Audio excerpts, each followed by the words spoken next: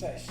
Chciałem się dzisiaj z Wami podzielić, jak zaplanować podróż. No, żyjemy w czasach pandemicznych, także delikatnie powiedziawszy nie sprzyja to podróżowaniu, ale tak jak wszystko w życiu i to się skończy, mam nadzieję szybko, także jak już się skończy, fajnie być przygotowanym, żeby w końcu wyruszyć w tą wyprawę. Także ja dzisiaj się podzielę z Wami tym, co ja wiem, moimi doświadczeniami, tym powiedzmy takim sposobem, który już mam wyuczony. No i mam nadzieję, że to wielu z Was się jakoś w jakiś sposób przysłuży. Także jedziemy. Punkt pierwszy, czyli inspiracja. Skąd w ogóle pomysł, że jedziemy akurat w te miejsce? No to co? Mogą być to dziecięce marzenia. Ja na przykład miałem od dziecka pomysł, żeby eksplorować Amerykę Południową. W wieku 18 lat mówię mamie: mamo, biorę rower i jadę do Ameryki Południowej. Mama powiedziała: chyba że jesteś niepoważny, najpierw się naucz hiszpańskiego. Skończyło się tak, że się uczyłem się 5 miesięcy hiszpańskiego i w końcu objechałem rowerem Hiszpanię w sierpniu, w gorące lato, także powodzenia. Dobrze, także może się nie opierać tylko na dziecięcych marzeniach, ale na przykład telewizja, YouTube, jakiś ulubiony podróżnik, czy na przykład jakaś gazeta bądź National Geographic, mój ulubiony magazyn.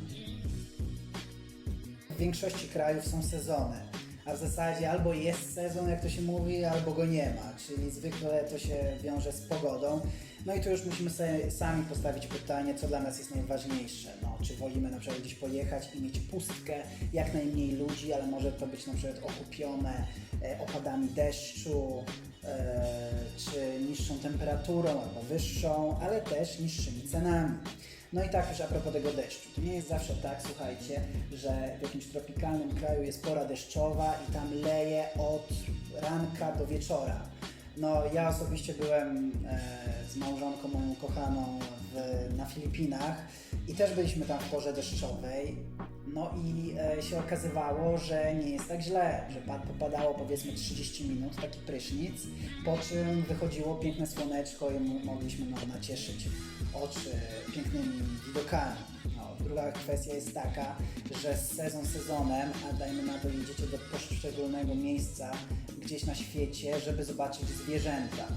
No i dajmy na to, jedziecie do Kanady i chcecie zobaczyć niedźwiedzie grizzly, najłatwiej je zobaczyć, gdy mają tarło. No to kiedy te tarło jest, tak? Jedziecie do Afryki, no to powiedzmy piękna pogoda, zieleń, może być wtedy i wtedy, ale jak chcecie pojechać na safari i zobaczyć fajne zwierzęta, no to zależy Wam, żeby było sucho, bo wtedy roślinności za bardzo nie ma, więc te zwierzęta nie mają się gdzie maskować. Zależy Wam, żeby było sucho też z tego względu, żeby była ograniczona liczba wodopojów, bo wtedy te zwierzęta zbierają się przy tych wodopojach i pięknie je widać, a jeszcze piękniej, no to przynajmniej dla niektórych jest jak te zwierzęta zapolują na jakieś inne. No i mamy też kolejny podpunkt, bezpieczeństwo. Czyli czy tam, gdzie jedziemy, jest po prostu bezpiecznie, no, czy będziemy się czuli tak swobodnie, nie będziemy się bali o nas, o nasz dobytek, o naszą drugą połówkę. Taki przykład mi przychodzi do głowy: RPA, no, kraj przepiękny. Ja osobiście jak byłem w Kapsztadzie, byłem tym zachwycony, no ale nie wyobrażam sobie wypożyczyć tam kampera i objechać dookoła, mimo że mi się rysuje plan, tu Kapsztad, tutaj przylądek Dobrej Nadziei, tam dalej Kruger Park, no ale to raczej ze względu bezpieczeństwa nie przeszło. Jeszcze inna sprawa, dajmy na to couchsurfing, świetna idea, ale też nie wyobrażam sobie, że gdzie ja nocowałem, będąc sam, mogłaby też zanocować samotna kobieta. I broń Boże, nie zrozumcie mnie źle, kobiety są równoprawną płcią, są silne, niezależne i kibicuję im w tym zmieniającym się świecie, ale po prostu świat w niektórych miejscach jest jeszcze taki, że po prostu mogłoby to się źle skończyć. I tu już się zaczyna fajna zabawa, czyli robimy research. Wyszukujemy, co w tym kraju jest. No to tak, dajmy na to, zainspirowaliśmy się magazynem w National Geographic. Był artykuł o Machu Picchu. Patrzymy, gdzie ten Machu Picchu. No w Peru. Ekstra, bomba, jedziemy. No to tak, dysponujemy 3-tygodniowym urlopem, bilety lotnicze też najmniej nie kosztują, także wypadałoby jeszcze coś tam zobaczyć. no to wtedy wyszukiwarka bądź świeżo zakupiony przewodnik i patrzymy co tam. No to Peru, mamy Machu Picchu. Nagle patrzymy, o wow, tam są jedne z najgłębszych kanionów świata. Jakieś miasto koło tych kanionów? Arequipa, no to bank. Następny punkt. Wow, tam jest największe, najwyżej położone żeglowne jezioro świata, Titicaca. Następny punkt. Co tam jeszcze? No tak, przecież to w Peru było wielkie imperium dawnych Inków, więc Cusco i te Machu Picchu i tak dalej, i tak dalej. I jak przemieszczać się pomiędzy tymi punktami, które ustaliliśmy w poprzednim punkcie oraz skąd i dokąd. No to co?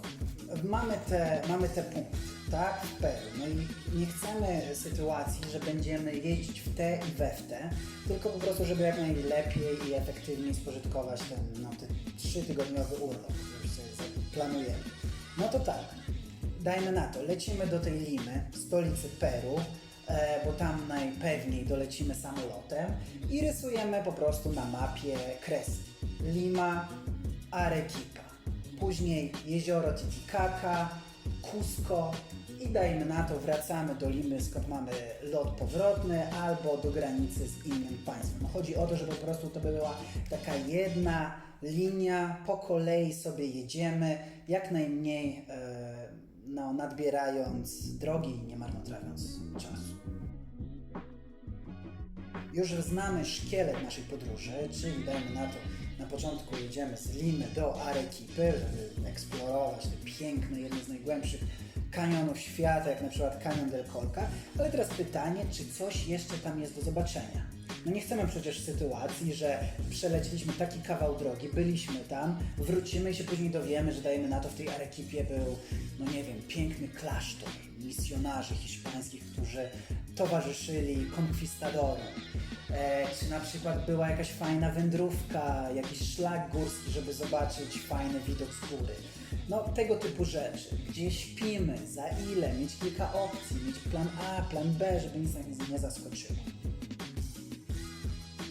Warunki wizowe, czy potrzebujemy wizy, czy trzeba tą wizę kupić, jak się przyjedzie. Budżet, jaki sobie zakładamy, bilety lotnicze, bądź na przykład, nie wiem, bilety na jakiś inny środek transportu, jacht niskoemisyjny, żeby nie zostawiać dużego śladu węglowego, jeśli oczywiście ktoś dysponuje czasem i pieniędzmi. No i lista do spakowania, bardzo ważna rzecz, czyli na jaką aurę pogody jedziemy, jakie będziemy aktywności wykonywać. No. Także i tyle. W 6 punktach starałem się streścić, jak ja planuję podróż. Mam nadzieję, że komuś się to przysłuży. I co? Dziękuję za oglądanie. Sprawdźcie inne moje wideo. Może coś się spodoba, może będziecie mieć jakieś pytania. Także pozdrawiam i do następnego.